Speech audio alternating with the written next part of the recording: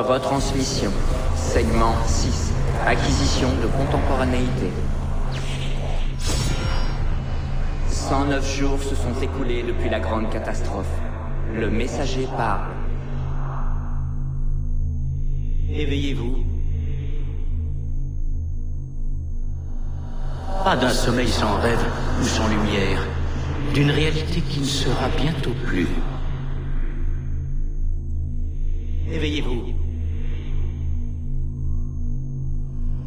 Le prochain chapitre est inéluctable.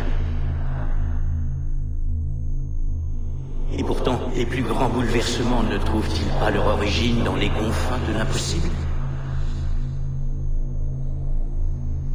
Ouvrez votre esprit, changez votre perception. Arrêtez ce monde, bâtissez quelque chose de nouveau. La destinée n'est pas sans ironie. Je suis là à implorer un être inférieur de faire l'impossible. En cet instant intemporel, nous formons une passerelle. Nous sommes d'époques différentes et nous nous rencontrons à l'étranglement du sablier qui contient cet océan de poussière. Indiquer le temps ne suffit pas. Il faut l'appréhender. Les secs et l'humicide minéral, et ce faisant, éluder l'inéludable. Remplissez les blancs, ceux qui se cachent entre les mots, entre les mondes. Identifiez les espaces ineffacés, les variables qui ont fini par nous effacer. Sinon, elles vous effaceront vous aussi. Le temps compte une histoire qui prend fin avec nous, et il en compte une qui prend fin avec vous. Un jour, une nouvelle histoire commencera. Lorsque les fonctions qui régissent nos jours se seront éparpillées en nombre aléatoire. Nous avons cru en l'ordre. Nous pensions qu'il nous aiderait à diriger le monde. Nous nous trompions. L'ordre ne nous a jamais servi. Il nous a maintenus au sein du code, dans ses limites. Il nous a fait croire que nous écrivions les règles, alors qu'il nous menait inéluctablement vers notre conclusion. Vous devez les enfreindre.